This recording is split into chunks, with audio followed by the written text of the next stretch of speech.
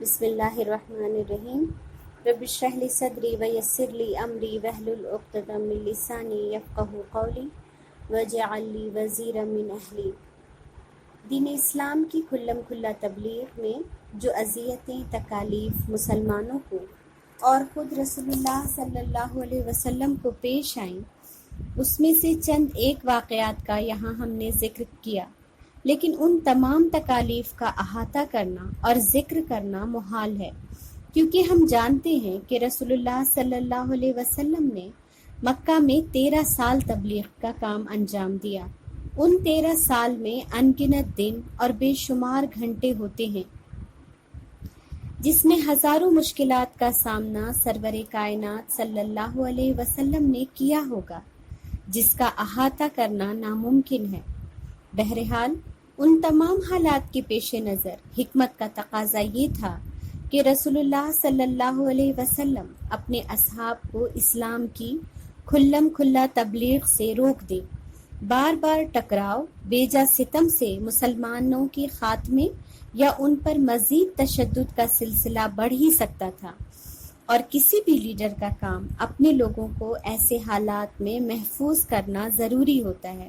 پھر وہ تو رسول اللہ صلی اللہ علیہ وسلم تھے، محسن انسانیت، بیجا مسلمانوں کو برباد ہونے کے لیے نہیں چھوڑ سکتے تھے۔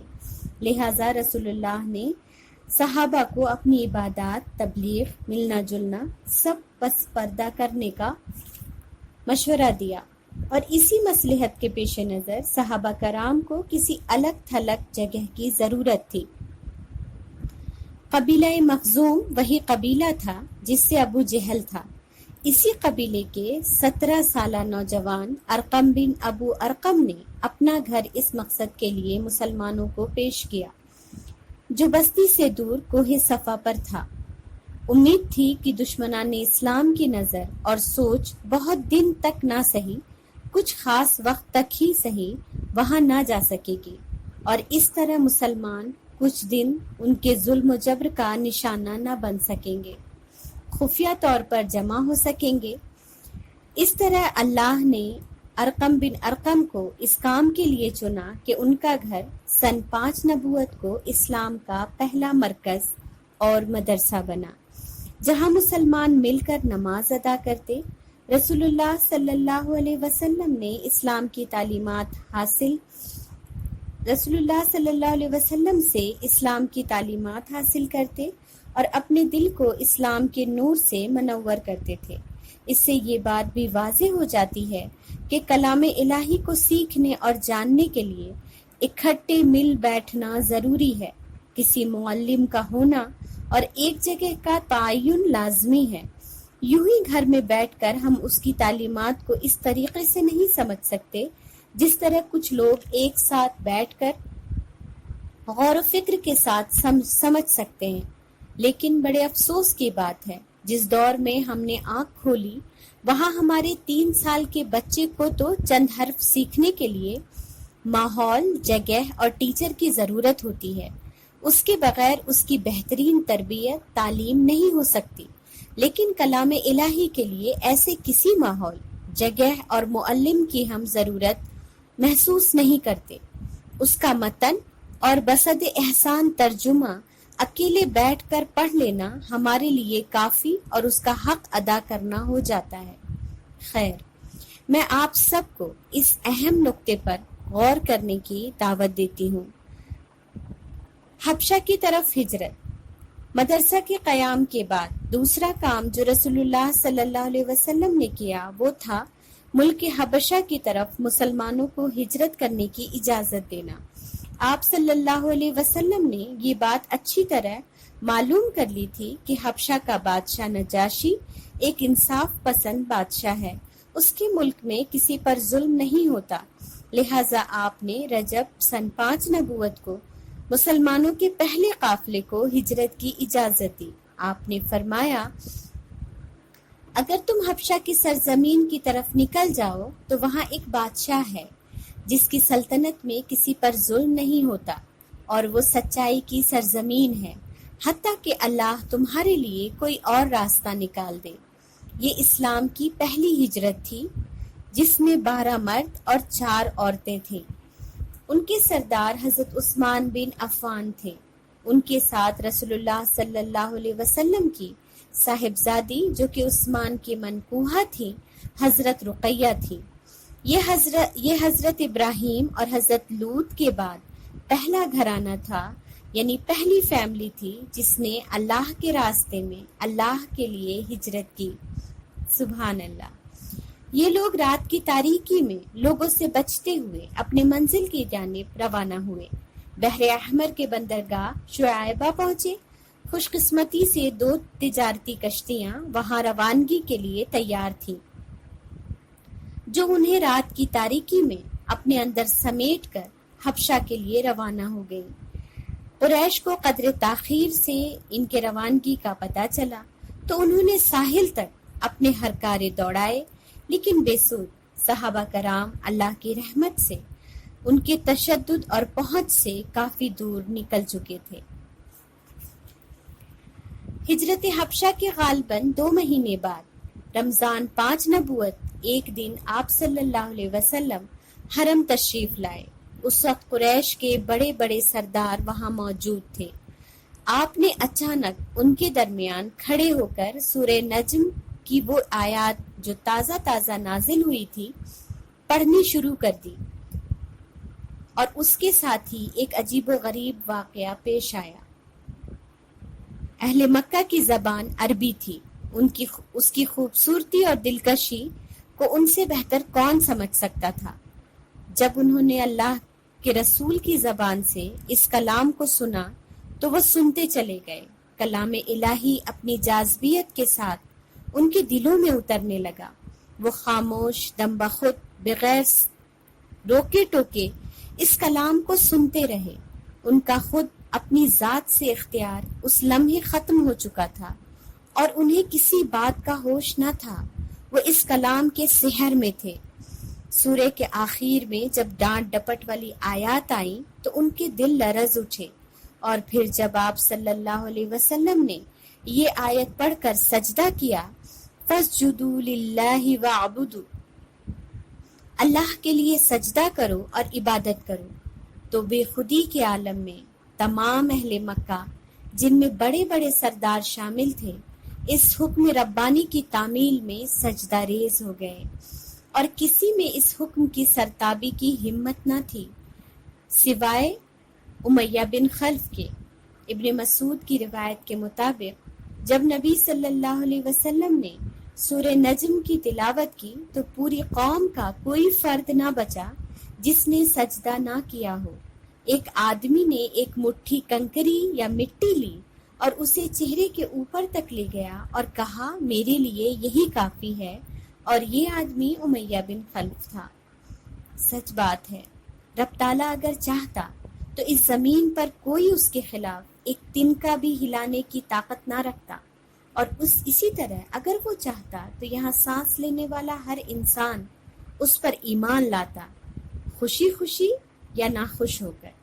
اور اسی کا نظارہ اللہ رب العزت نے مکے والوں کو کروا دیا تھا کہ ان سب کی ڈور اس طاقتور ہستی کے ہاتھ میں ہے اور دل اس کے حکم سے دھڑکتے ہیں، لہٰذا وہاں موجود تمام منکرین نے اسی رب کو سجدہ کر لیا جس کے خلاف انہوں نے اپنی پوری طاقت لگا رکھی تھی اور انہیں خبر بھی نہ ہوئی۔ دراصل یہی تو اس دنیا میں رب سے محبت کا امتحان ہے کہ اس نے اپنی طاقت کے استعمال کے بغیر یہ چاہا ہے کہ اس کا بندہ اس کی نشانیوں کو دیکھے، سمجھے اور اپنے رب کو تلاش کرے اور اس پر ایمان لائے اور اس سے محبت کرے۔ وہ رب جس نے ساری دنیا بنائی، ہمیں نعمتیں عطا کی، ہر ذرے میں جس کا ظہور ہے، دنیا کی ہر شے کا اس کی قدرت نے احاطہ کیا ہوا ہے، لیکن وہ خود غیب میں ہے اور ہم سے کیا چاہتا ہے کہ ہم اس کے غیب میں رہتے ہوئے اس پر ایمان لائیں، اس کی پہچان کریں، اسے پکاریں، اسے یاد کریں۔ اور یہی ہماری محبت کا امتحان ہے۔ جب اس امتحان میں ہم اپنی زندگی گزار دیں گے تو وہ پھر ہم سے ملاقات کرے گا، ہم اس کا دیدار کریں گے انشاءاللہ، اور وہ ہمیں ہمیشگی کی جنت میں داخل کرے گا۔ کتنا پیارا اور انوکھا رشتہ ہے ہمارا اپنے رب کے ساتھ۔ اس رشتے کو اپنی خوشی کے ساتھ مضبوط کر لیں، اس میں ہماری دنیا اور آخرت کی بھلائی ہے۔ ہاں تو معزز قارئین، مشرکین نے نبی صلی اللہ علیہ وسلم کے ساتھ جو سجدہ کرنے کی غلطی کی تھی، اس کے لیے انہوں نے یہ عذر تلاش کیا کہ یہ کہنا شروع کیا کہ محمد ایک جادوگر ہیں، اور یہ کام انہوں نے ان سب سے اسی جادو کے ذریعے کروایا ہے۔ بہرحال اس واقعے کی خبر حبشہ بھی پہنچ گئی، لیکن اس غلط فہمی کے ساتھ کہ تمام اہل مکہ مسلمان ہو گئے ہیں اور ان سب نے محمد صلی اللہ علیہ وسلم کے دین کو قبول کر لیا ہے، سب نے حرم میں سجدہ بھی کر لیا ہے۔ پردیسی مسلمان اس خبر سے خوش ہو گئے، اپنے وطن اس امید سے کہ وہاں اب حالات بہتر ہو گئے ہوں گے، خوشی خوشی مکہ لوٹ آئے۔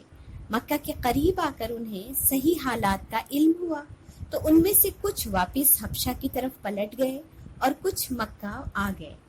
جو مسلمان حبشہ سے لوٹ کر آئے تھے ان کے ساتھ قریش کی سختیاں اپنے عروج پر پہنچ گئیں، کیونکہ انہیں بادشاہ نجاشی کے سلوک کا علم ہو گیا تھا اور اس بات کی انہیں خاصی جلن تھی کہ مسلمانوں کو پناہ کے لیے ایک ایسا ملک دستیاب ہو گیا ہے۔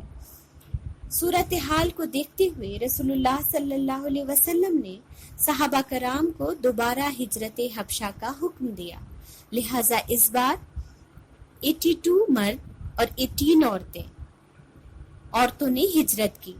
یہ ایک پرمشقت ہجرت تھی کیونکہ قریش اب الرٹ تھے، اس لیے مسلمانوں نے ہجرت کی منصوبہ بندی اس طرح کی کہ چھوٹے چھوٹے گروپس میں وقت اور جگہ کا حکمت کے ساتھ تعین کر کے ان سے بھی زیادہ چوکنے ہو کر تیاری کی، جس کا نتیجہ وہ سب اللہ کی رحمت سے بغیر کسی نقصان کے حبشہ روانہ ہو گئے۔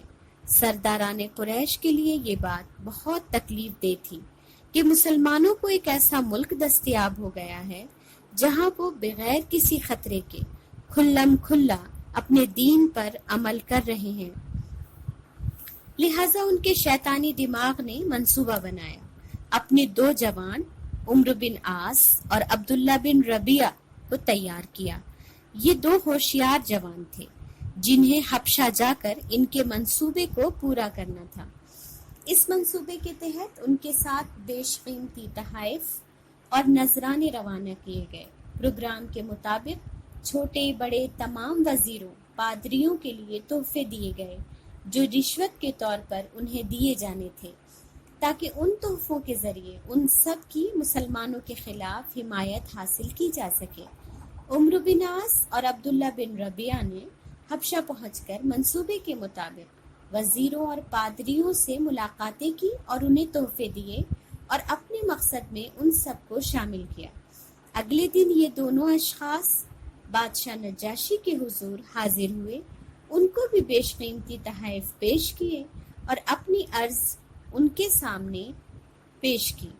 بادشاہ سلامت، آپ کے ملک میں ہمارے کچھ ناسمجھ نوجوان بھاگ آئے ہیں، انہوں نے اپنی قوم کا دین چھوڑ دیا ہے اور آپ کے دین میں بھی داخل نہیں ہوئے ہیں، بلکہ ایک نیا دین ایجاد کیا ہے جسے نہ ہم جانتے ہیں اور نہ ہی آپ۔ اس لیے ہمیں ان کے بڑوں نے آپ کی خدمت میں بھیجا ہے، یعنی ان کے باپ، چچا اور قبیلے والوں نے، کہ آپ انہیں سمجھا بجھا کر ہمارے ساتھ بھیج دیں تاکہ ان کے بڑے ان پر نظر رکھ سکیں۔ منصوبے کے مطابق تمام پادریوں اور وزیروں نے ان کی ہاں میں ہاں ملائی، کیونکہ یہی طے ہوا تھا۔ سب نے بادشاہ کو اس بات پر زور دیا کہ ان تمام مسلمانوں کو ان کے حوالے کر دیا جائے اور انہیں ان کے وطن واپس چلے جانا ہی بہتر ہے۔ آج کے لیے بس اتنا ہی۔ آگے بادشاہ نجاشی کا جواب ہم اگلے سبق میں سنیں گے انشاءاللہ۔ سبحانک اللہم و بحمدک، نشہد ان لا الہ الا انت، نستغفرک و نتوب الیک۔ سبحان ربک رب العزت عما یصفون وسلام علی المرسلین والحمد للہ رب العالمین۔ آمین۔ جزاکم اللہ خیر۔